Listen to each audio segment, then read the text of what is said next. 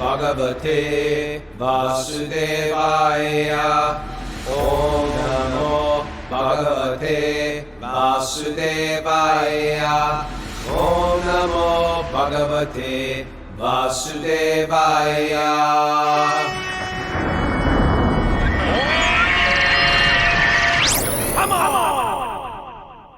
Live from Super Soul Farm, this is Wisdom of the Sages, a daily spiritual podcast, making ancient wisdom come to life. How about that? Come to life. Don't play with the script there. I'm playing around with it. I'm playing around. I'm your host, Raghunath, with co-host and senior educator at the Bhakti Center in New York City, Kastubadas. Welcome to the show. See, once you play with the script, the whole thing falls apart, Raghunath. You know what? Sometimes you got to follow the super soul inside. But look where it led you. It wasn't the super soul leading you there, I think. Oh, it was something that led me there. All right. Welcome to the show. This is episode 1366. Yeah. How are you, Kastuba? Doing good, Raghunath. A lot to talk about on this Monday morning, I think. I know. Miss Mara, spinning the dials. Haribo, good morning. Haribo. How are you? Good. I think, Raghunath, I also think if you move your mic a little bit, like slant a little bit, because it's blocking too much of your beautiful face, your smile. Oh, to thank see you. Yeah. Thank you. How's that? There you Okay. go. Bumping Mara out of the frame. Me and Mara and the kids had a cookout last night. It was Oh, yeah? pleasant. Yeah. Cooking corn on the grill. Who is the grill master? Sort of Sachi and Ganesham. Oh, and wow. Eric. Was Kids took it Ganesham over. grilling anything? Was I don't You're know. not one of those like Sachi was helping. territorial husband, Grill patriarch master. of the house kind of guy. You let wasn't anyone feeling grill. great. I wasn't feeling great yesterday. Oh, sorry to hear that, Raghunath. Yeah, it's okay. And I did a 20-mile bike ride. Whoosh.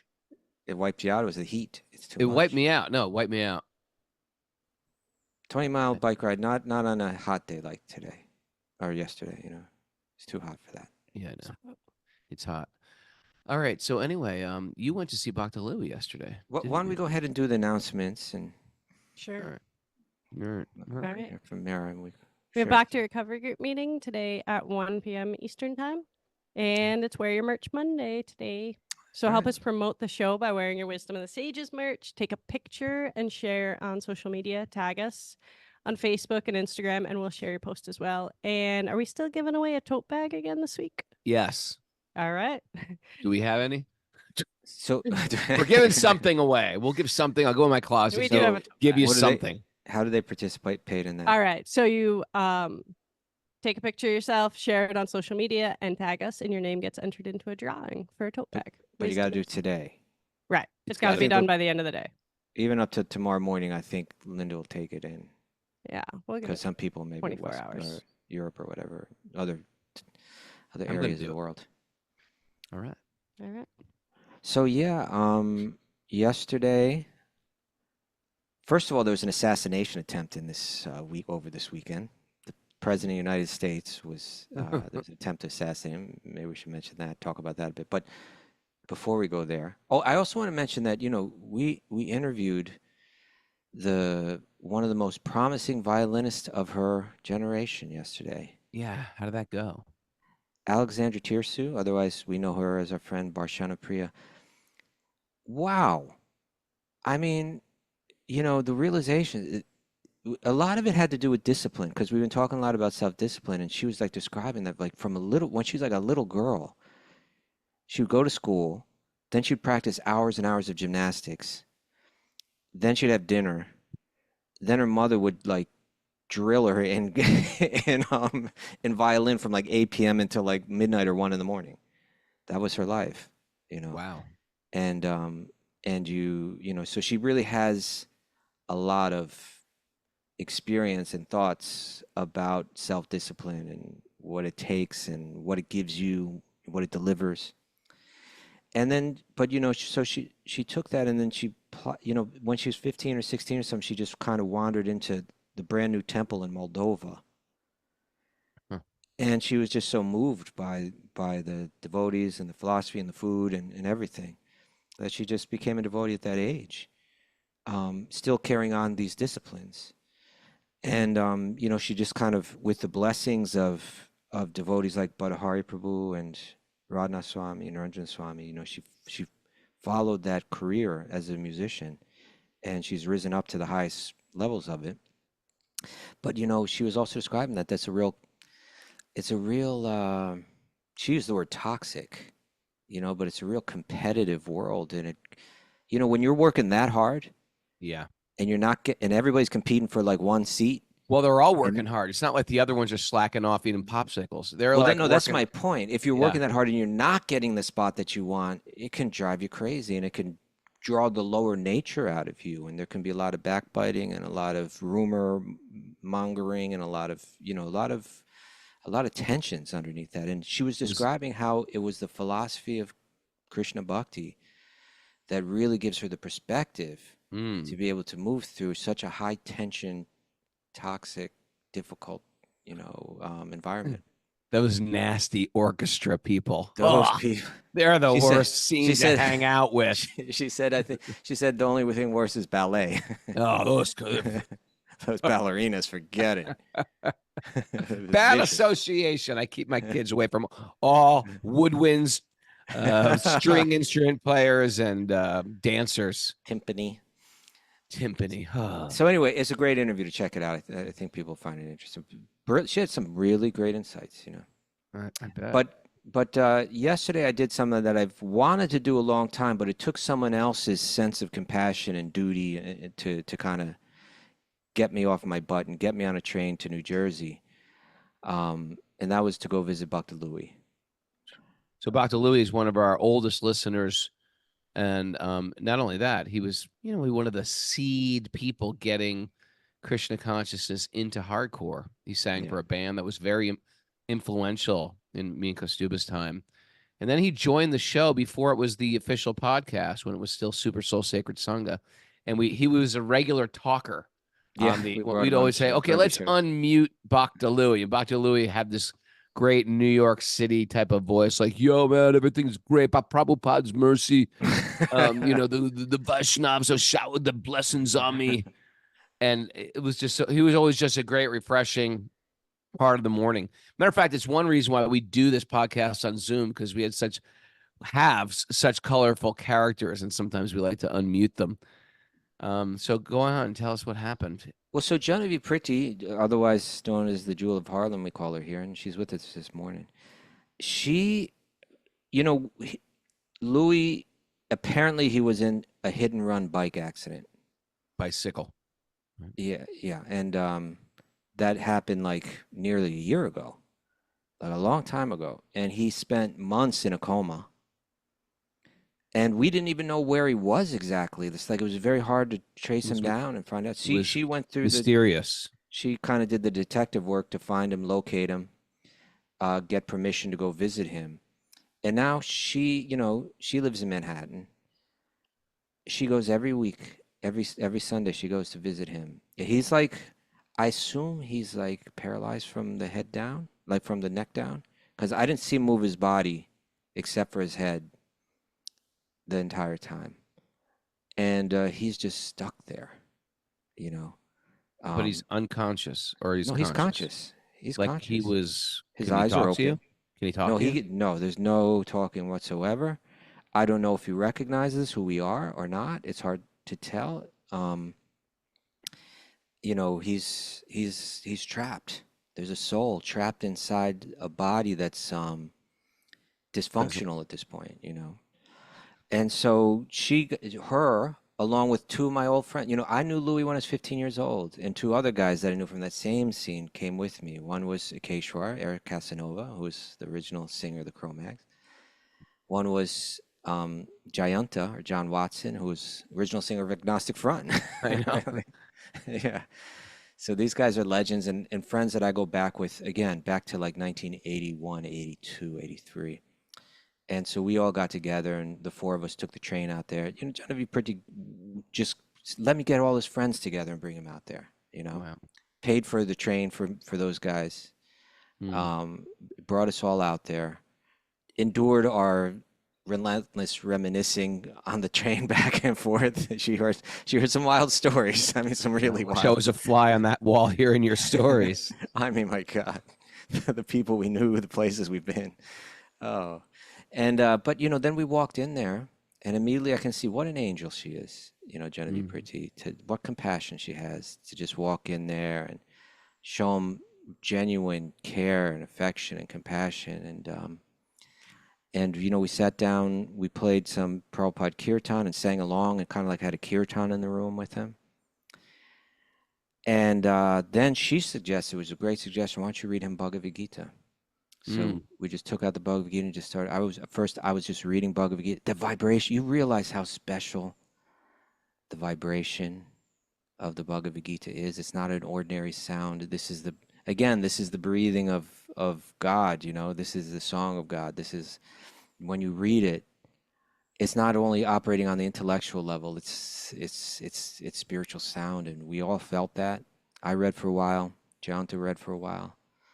I think at that time, maybe we felt him like responding, like something was going on in there where it's like, yes, give me this, I need this, You could see it a little bit more in the eyes, as a bit of a response.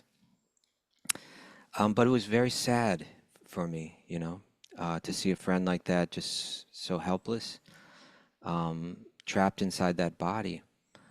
What this world will do to you, It's Randomly, it's tough. apparently Apparently randomly, randomly, yeah.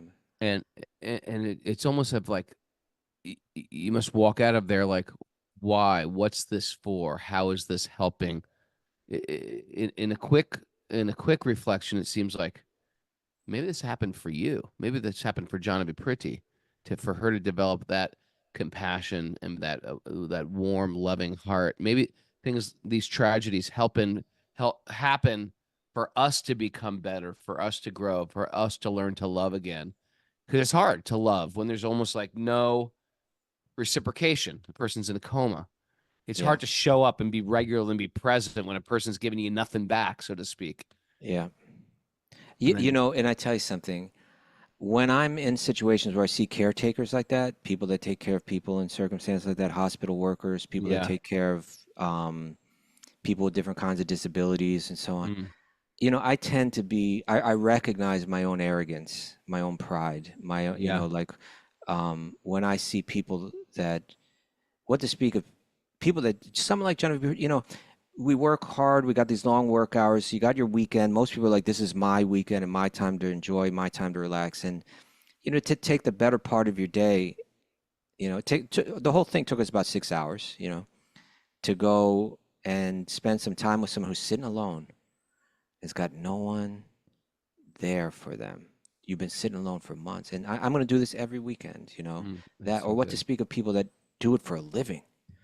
And tolerate, wiping the drool off someone's mouth and just, Right. and coming in with positive energy. And I gotta really bow my head to people like that do that kind of service. I mean, it's really something. So they inspire me. They help me understand who I am and who I'm not. So anyway, that was heartbreaking. It was a heartbreaking experience, but there was something beautiful about it too. Getting together with my old friends and going out and trying to show some love to an old friend. It was nice too. It's very reflective going into any critical care situation, isn't it? When you go in there and you see, wow, there's many people who are suffering here. Yeah. You walk away with a lot of that deep reflection. Yeah. Sure. Then the other thing was the assassination attempt. It was like, it makes people feel like we're spinning out of control. Our world is falling apart. Those kind of feelings people have, which is the fact is it's always like that. Yeah. Don't forget that we're a little drop of water on a waxy lotus leaf that could just drop at any moment. That's this material world. But I was thinking that people have such polarized feelings about the president now, about anyone who's against him, anybody that's for him. Fact is, we need to, and we're going to read a bit about this in Bhagavatam today too. We need to feel a sense of friendship or kinship with every living being. That's where this practice is meant to take us. We need to say, Donald Trump, I wish you the best. We don't have to wish that he's president, right? But Donald Trump, I wish you the best. Person that shot Donald Trump, I wish you the best. We need to, in our heart, not bear animosity towards, because we've let our hearts become so hardened, because we've allowed ourselves to normalize hatred for another living being. We begin to spin out of control, and we begin to harm one another, and we inflict pain on one another, and it feels like it's in the name of intensifying. peace. In the name of peace, righteousness, whatever. Yeah. Yeah. So something we all got to move through and try to transcend as we move through it. All right. It's a cruel world, Kostuba. It is. Yeah. I was chanting japa outside this morning in the grass, and I heard some animal getting murdered in the forest. You could just screaming for his life. And I've never heard. It sounded like a turkey getting killed or a fox getting killed. It was something, but it was like I've never heard this sound. It was none of my animals. And I was like, yep, there's some other suffering going on out there. Everywhere. Good morning, everybody. Happy Monday. Happy Monday. Anyway, it's Merch Monday.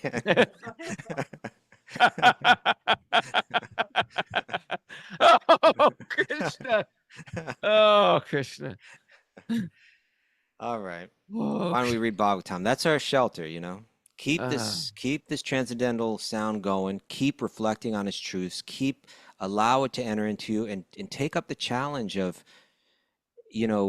stretching yourself a bit out of the comfort zone, and learn how to.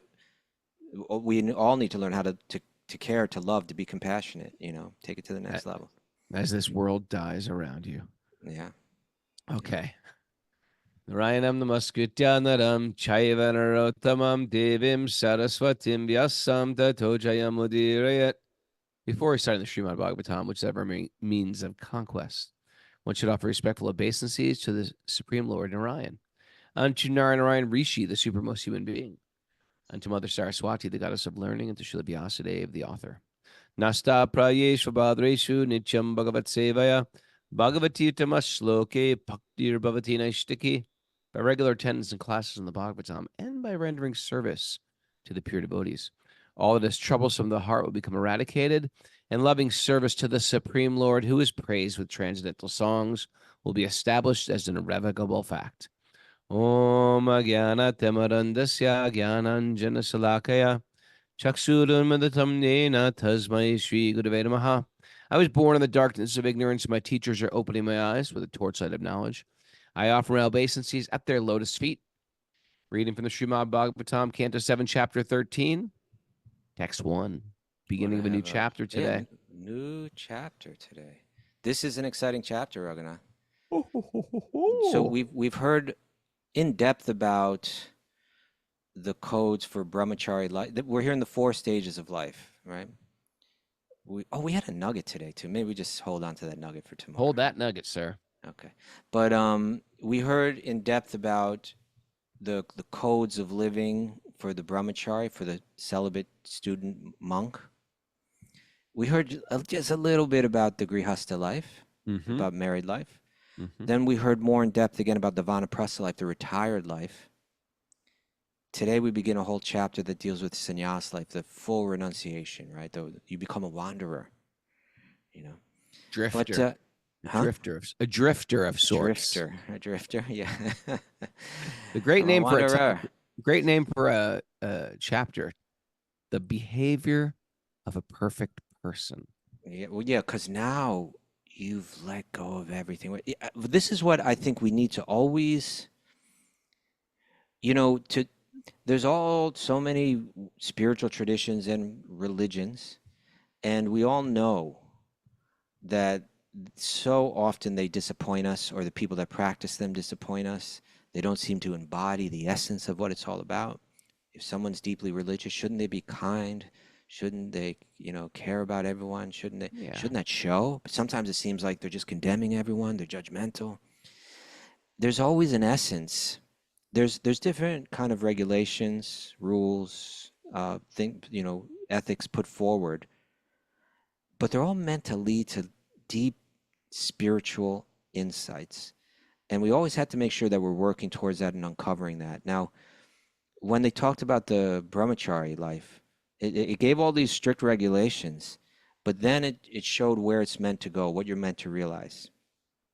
And I'll read what that said back in text 15 from chapter 12. It said, having practiced all these austerities, one should realize that in the fire, in the spiritual master, the guru, in oneself, and in all living entities, in all circumstances and conditions, the Supreme Personality of Godhead Vishnu has simultaneously entered and not entered. He's there in one sense, and he's beyond in one sense, right? He is situated externally and internally as the full controller of everything. One must always realize the all-pervading presence of the Supreme Lord, for in this way, it is possible to understand the absolute truth.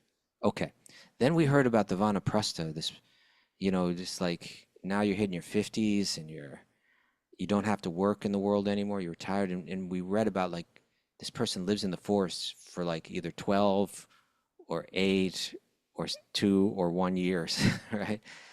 And they're practicing these austerities.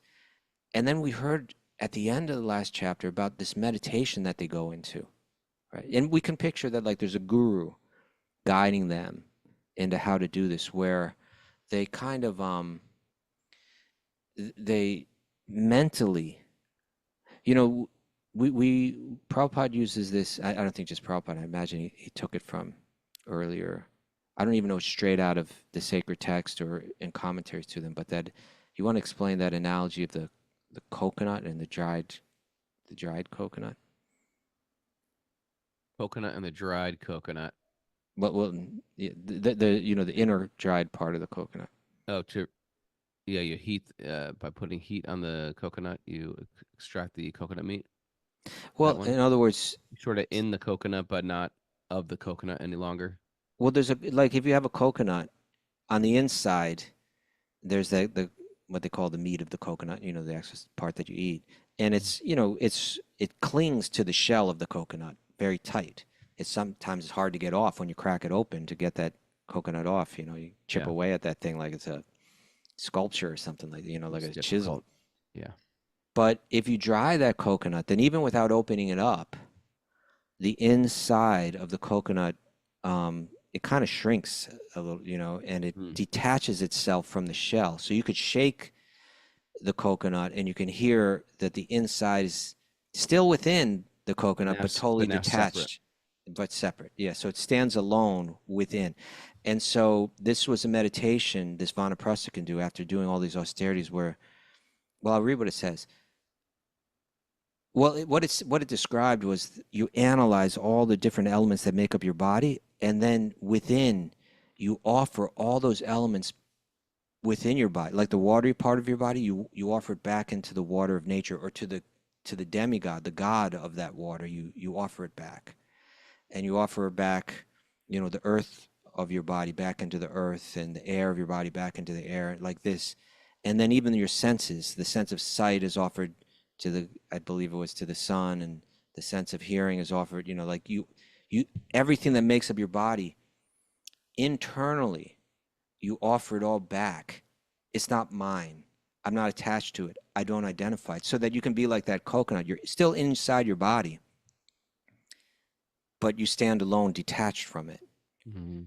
And so we read about that, like how the Vanaprastha can do that through meditation. Then it said, when all material designations have thus merged into their respective material elements, the living beings, who are all ultimately completely spiritual, having nothing to do with all those material elements, being one in quality with the Supreme Being, should cease from material existence, as flames cease when the wood in which they are burning is consumed. When the material body is returned to its various material elements, only the spiritual being remains. That spiritual being is Brahman, spiritual energy, and is equal in quality with Pada Brahman, or with God. So, okay, that's where all those austerities are meant to lead. That's what you're meant to get from this. I'm totally detached. I'm seeing God in everything, like that. This is the essence that we're meant to understand through the regulations. Now we're going to read about the regulations of the sannyasi, the person that that now that you're seeing God everywhere and you're so detached from your body, disassociated with it, but although in it, now you start to wander. And as you wander, and wandering, the famous, even not only the Eastern thinkers know this, but even that's popular Western saying is a rolling stone gathers no moss, right? Not all wanderers are lost. Yeah, that's the Grateful Mhm. Dead people that came up with that one. but true, yes. Some are. But Some a lot are, of them yes. are. Some are very lost. Okay. But a rolling stone gathers no moss. In other words, you don't develop the attachments that people that are living at home, developing family, following their occupation, potentially the wanderer remains detached and can, through deeper reflection, can develop still deeper understanding. So we start to read about that today. Chapter 13. Behavior of a perfect person. Here's text 1. Sri Narada Muni said, a person able to cultivate spiritual knowledge should renounce all material activities, material connections, and merely keeping the body inhabitable. Merely keeping it inhabitable. He should travel from one place to another, passing only one night in each village. The In one this night in each way, village, huh? pretty cool. That's the system. In this way, without dependence in regard to the needs of the body, the sannyasi should travel all over the world. Yeah, it's like, they have these regulations because it's like, say you are this wanderer and you're accepting whatever God presents to you in the way of the people that you come across, right? Like someday you may go hungry. There's nobody there to give you any food. There's nobody there to give you any shelter. And then the next day people may say, oh, wow, look at this renunciate. It's my dharmic duty to care for them. I admire them so much. Let me give them all comforts. And so they take you into your home and you're sleeping on, in a comfortable circumstance, and they're providing delicious food for you. And you might think, well, let me spend a few days here. Nope. You got to Gotta get keep up going. And it's and this leave. type of tapas, right, of austerity that people voluntarily take on. They're all meant to get us detached from the material world and more attached to God. And in that way, it's sort of like God will provide. God will provide. And you feel this, I am being taken care of. Yeah. It's a nice Right. feeling to be. I think it's safe to say we've all been in a place where we've sort of had nothing, had nowhere to go, perhaps, and we always feel a little bit like that's where the magic happens in our sort Mm. of destitution. You're left to lean into nothing else but God. Very whether I'd imagine that manifests when you're alone. Sometimes you're left alone, right? Mm. Sometimes when there's a sense of loss, whether it's a loss of a loved one or a loss of money or of a loss of a circumstance that you felt was important for your well-being or comfort or whatever. Yeah, in Yeah, those times they couldn't be something can really happen. And when you voluntarily impose those times on yourself, sure. it means you're saying, I want to open up to that. I want that to be dynamic in my life all the time. I mean, before I was what the heck? Before I was even a devotee of Krishna, I think me and Parmananda touring with the band and Sachi Sutta as our manager, and traveling around, we really You're we like didn't the even Partridge Family. we didn't even necessarily know it was God, but we trusted in a concept of God, Yeah. because back then when you'd go on tour, it's like you had no money. We didn't have any money. We had no food.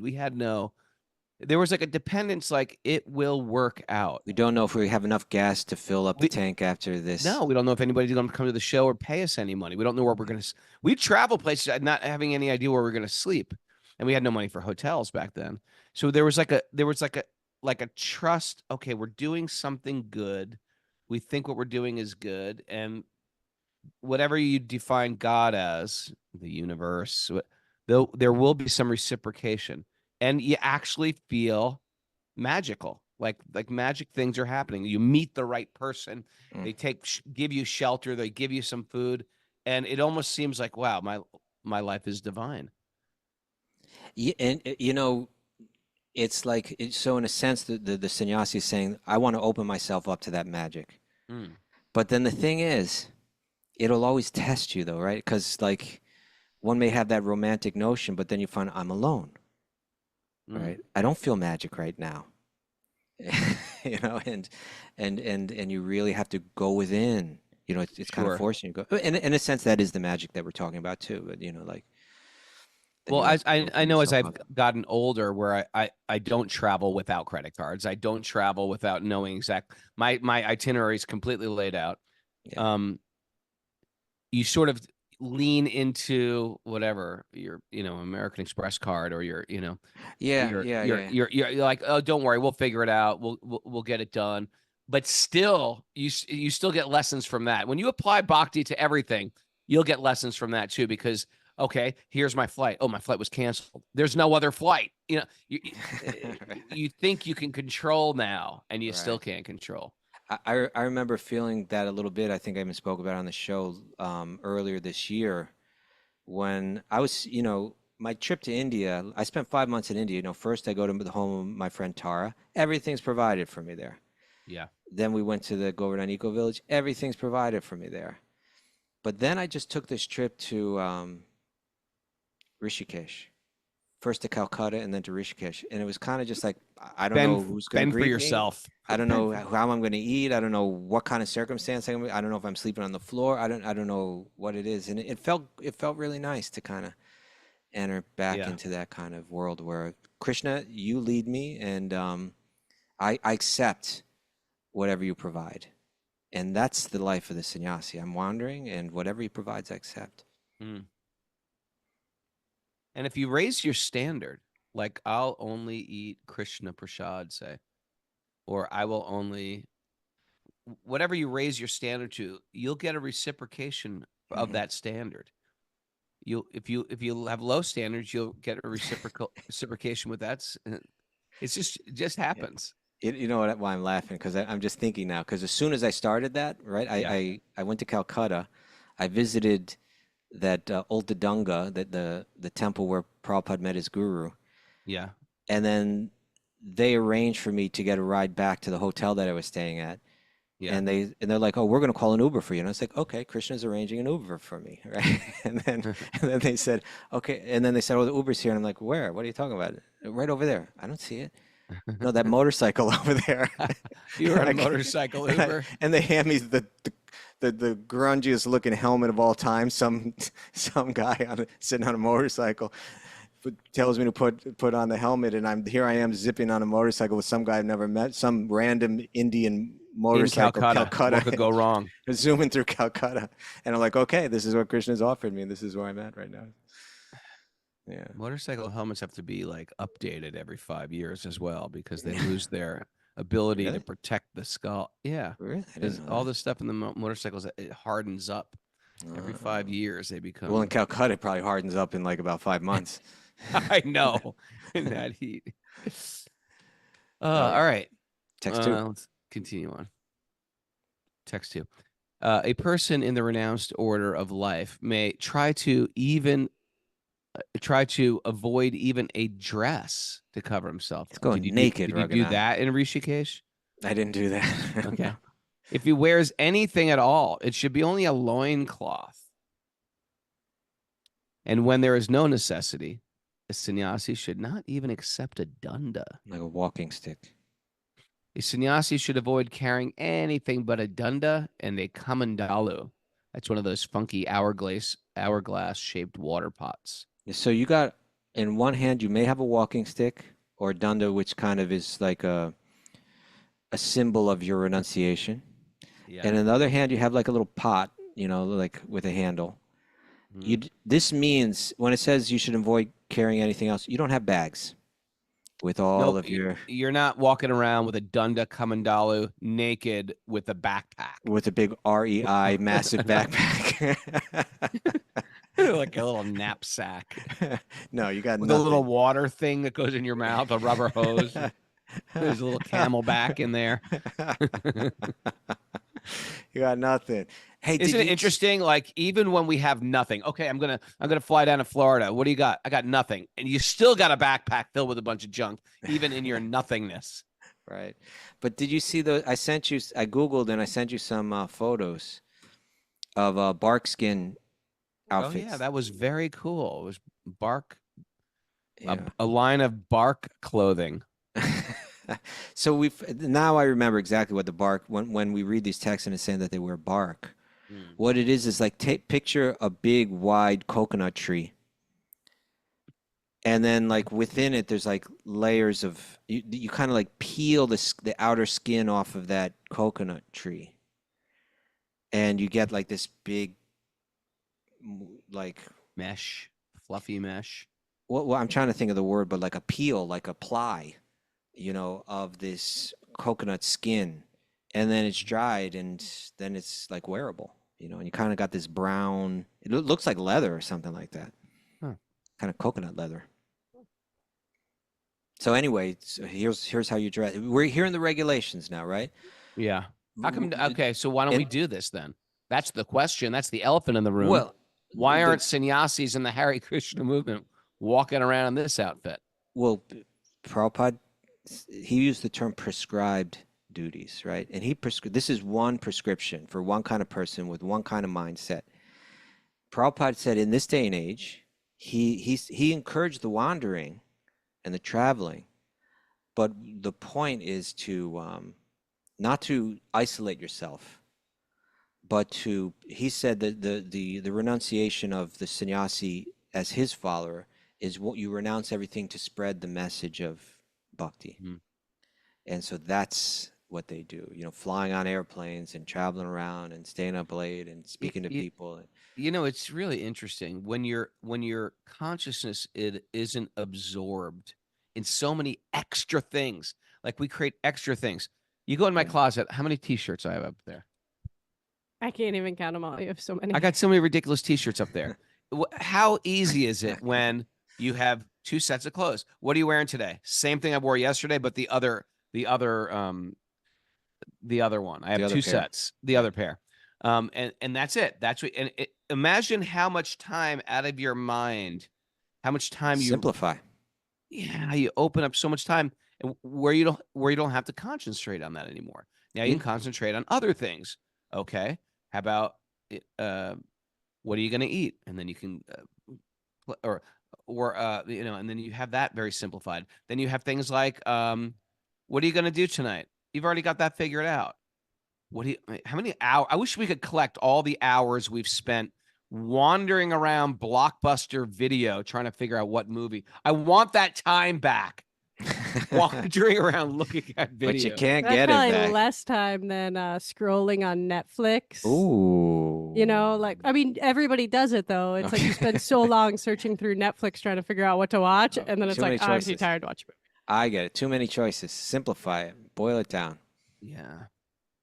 They're not making us we're not when you and I grew up, there was 5 channels really. Yeah, there was 3 major ones and 2 local ones. And then PBS. And they cut off at a certain time 6 at night. It's like beep. But now there's like literally hundreds of channels. Nobody's any happier.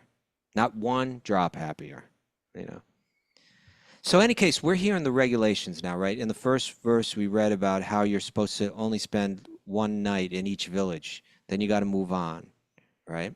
Yeah.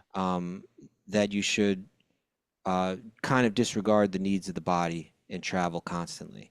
Then this verse text 2, it was saying about how you're meant to dress, more regulations, right? You're supposed to be naked. Yeah. Or if you're not naked, you just got like a little loincloth, which may be like copins, which is basically like a G-string, or at most just like a little wrap around your loins. And you're not allowed to carry any bags with any stuff in them. One hand you got like a little pot where you can collect some water, or people might put some alms that they give you, and maybe you have a stick in your other hand. That's it. You can't carry any bags. Okay, you're giving me a lot of strict regulations here. What else you got? Now it's good. And now, right off the bat, Narada's going to get into the realization, the mentality, how you're supposed to think, and what realization you're meant to cultivate. Text 3. The sannyasi, completely satisfied in the self, should live on alms. Okay, more regulation. Yeah. Alms. Begged from door to door. So you're a beggar now. Yeah, which is not like which is a position that makes you feel a little desperate, a little it's humiliating. Not being dependent on any person or any place, should always be friendly, well-wisher to all living beings, and be peaceful, unalloyed devotee of Narayan. In this way, they should move from one place to another. Okay. So we're hearing now that you're a beggar, you're constantly moving, but now we're also going into the internal, right? The external is something that in one sense, even though it may be hard or painful, anyone can do. Like, for instance, like if someone came up to you, Raghunath, and put a gun to your head and said, wander and don't stop, or I'm going to shoot you. You know, like you could be like, okay, I'm wandering, you know, or if they said, you know, for the next month, you're going to beg for your food. Otherwise, I'm going to put a bullet in your head. Okay, I can do that. But you can't put a gun to someone's head and say, be the friendly well-wisher of every living being internally. You know, like that's something that Interesting. you have to cultivate, you know. Or what else did he say? You know, be peaceful. You know, be an unalloyed devotee of Lord Narayan. Those are things that the external regulations, even if they're tough, it's a matter of choice. Where the internal realization is something that has to be cultivated and ultimately granted by the Paramatma, you know, that understanding and that depth. And we're hearing about what it means, like where all this regulation is meant to lead, how you're supposed to transform. First, it says that you're meant to be satisfied in the self, Atma Rama, right? I'm not looking, you need to come to a stage where you don't need externals to be satisfied. You know, you picture this naked or barely dressed sadhu, you know, their skin is like rough now because they've had such, you know, they're real lean because their meals are irregular and, you know, and kind of like paltry a lot of the time. You know, they're tolerating a lot, you know, they're tolerating weather, they're tolerating travel, they're tolerating all this stuff. But inside there's like this glow of like, I'm satisfied. I'm happy. You know, you're the one that's full of anxiety. I don't have anxiety because I've let go of everything. So they've got their Atma Rama. And then it's so important, the next one. Sarva Bhuta Suhrit. You have to become the well-wisher of all living beings. And that's all leading there, you know. It's a tall order. Tall order. I looked at, that's where we started today, right? With like, someone got shot this weekend. Someone shot that person this weekend. So you either hate the shooter, or Yeah. like, all right, good, you did what I wanted to do. Or Like yes, like we put so in this, close. yeah, we put ourselves in this position where we hate. Culture and media has turned us into haters. Yeah. And so here it is. Can you be a well-wisher of every living being? That's a very tall order in a world of friends and enemies. You know, I looked up the word suhrit because there are different words for friend. Yeah, in what's the difference Sanskrit. between surit, Well, I looked up 3 words for friend that commonly used: bandhu, bandhu, sakha, and saka? suhrid. Don't be a saka. Sakha Saka. and suhrid. So what I picked up, and I'm no Sanskrit expert, No. but I believe that what I'm saying would be accurate. I wish we had a regular Sanskrit consultant on the show. Bandhu seems to imply an intimate. I think probably the word bond comes from there, right? Like bandhu.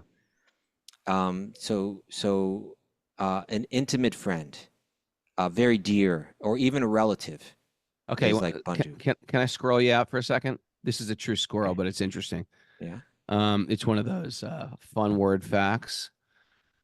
The British observed Indians throwing butter at the deities Okay. to get blessings, All right, make an offering. and that's where they got the phrase "to butter him up." Oh, butter him up. What do you think about that?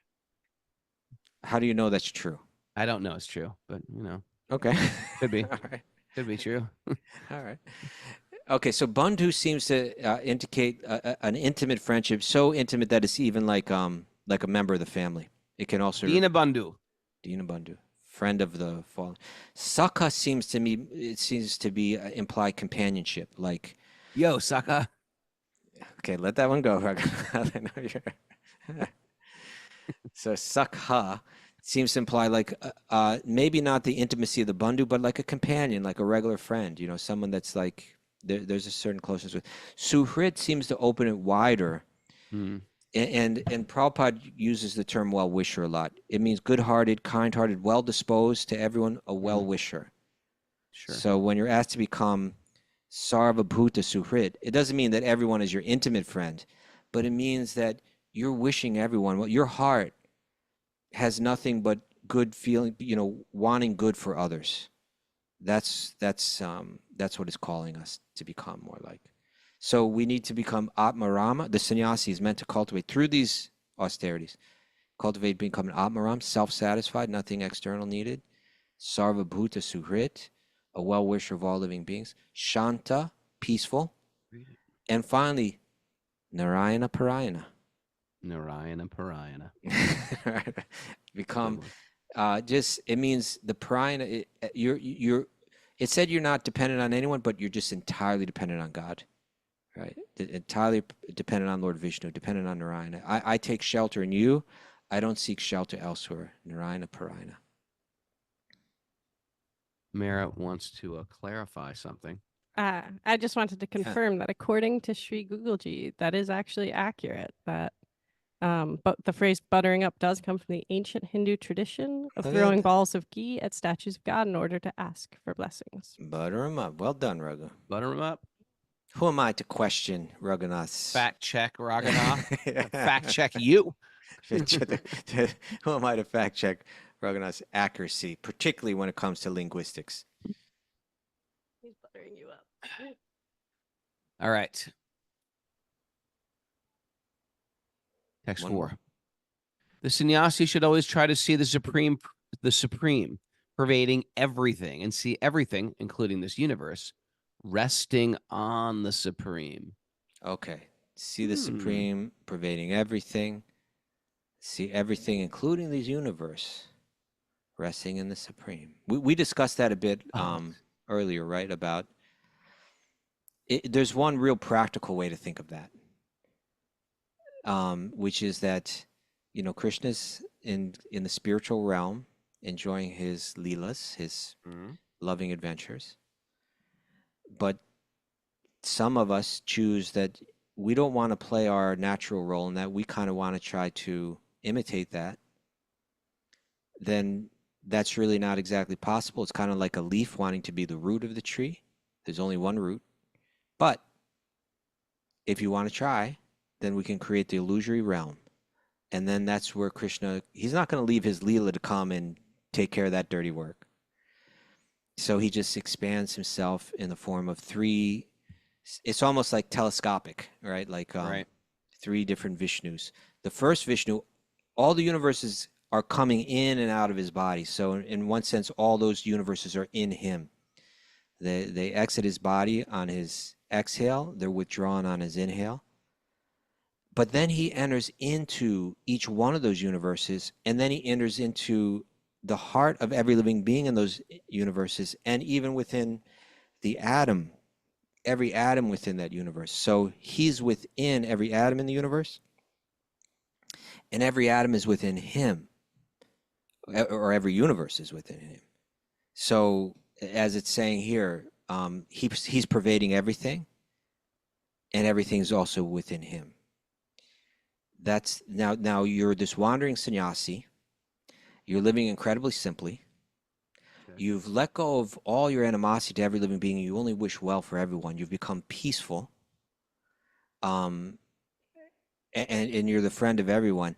And now you're beginning to see now that you've freed up, like you were saying earlier, Raghunath, now that you kind of freed up all that space in your mind, you're beginning to perceive things that you might have heard before, but you're really understanding how God is in everything, how everything is within God, and you're feeling it. You know, you're developing these realizations in far greater depth than you had before. That's the spiritual practice. That's the path we're walking here. Right? Beautiful. I think we're kind of out of time for today. I think this is a good place to pick up tomorrow. Mara. Yes. Mara. I got some good stuff today. Okay. By the way, we have a Nityananda Chandra shared. He's got a little Sanskrit going Oh on. yeah, a surit is one who, by very nature, desires another person's benefit. Yeah, a benefactor, a well-wisher. It's nice. Mhm. All right. Transcendental vibration of the Bhagavad-gita is the breath of God. Yeah. Mm-hmm. We're a drop of water rolling down a lotus leaf. We're a drop of water rolling down a lotus leaf. Don't let politics normalize hatred or harden our hearts. There we go. Don't let politics. Okay, we're gonna that. You don't have to. Don't Harden slip your back heart. into that. Don't- These are like bad You've been songs. doing of the really good. 80s. You've been doing. Don't let politics.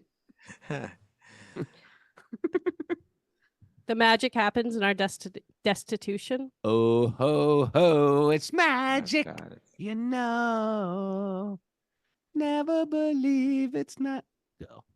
When you apply bhakti, you get lessons. You too. Accept whatever Krishna provides. Very simple way to live. Yeah. Or accept it even if you're not living that simple life. Whatever comes into your life, you accept. You know, I saw some. We got to check it out. What? I saw What? some talk that it was spiritual scientist, Mm-hmm. and the title of it was something like "How to Know When to Change the Externals and How to Know When to Just Accept Them." Ooh. Now, I would like to. I would like to hear his what we're all analysis. asking about. Mm. Yeah, I'd like to hear his analysis. Become the well-wisher of every living being, self-satisfied and entirely dependent on God. Narayana Parayana. Depending on God. And be like the coconut, embodied but detached from the body. There you go. The lime and the coconut. I knew you were. I knew. I just saw you working for the coconut reference. I was like, what's got a coconut in it? I was very thanks, surprised that you everybody. didn't go to like advertisement jingle, but Mounds have got to go chew. you don't have to Mounds. go there right now. You don't even have to go there. Try this practice right now. Why Just not? Why not? let it go. Why not? You know what? Because it's taking up space in your mind. You know what? It's a good song. Makes people happy. Just Good let it memories. go. Good memories. See, this is where he becomes like a child, Mara, and he just gonna Good defend it no times, matter good what. times. It just doesn't matter how ridiculous the argument becomes now. He's going to defend it. You're ridiculous. Okay, you win. Everybody, thank you for being with us this morning. Nice to have a little morning with you guys. Checking in. Hey, guess what? Next week on the 22nd, I'm doing a book release, book signing, Kirtan program in Burlington, Vermont. Want to see all you bright lights there? Show up, and you'll be with at the Waitsfield Inn. Kelly Skinner, the bright light, going to be there. Srinivas, our brother, and that whole Melanie Pope crew. We're inviting you all down. That's Burlington, Vermont. We just got our tickets for New York. For California. Shublin's going to be there. Is Eileen Eileen Shublin in Shublin. Burlington? Come on down to Burlington. All right. Yeah. It's Monday the 22nd. Kirtan stories and book signing. Hey, if you didn't write a review for the book yet, get on Amazon and write a review. I got to do that right now. I haven't written a review. You haven't read it. Yeah, you got to I read know. it too, Costume. You could say, you could be like, well, this is a pre-reading review. It's probably going to be pretty good. But, you know. I can write just based on my faith in you. Oh, that's good. Yeah.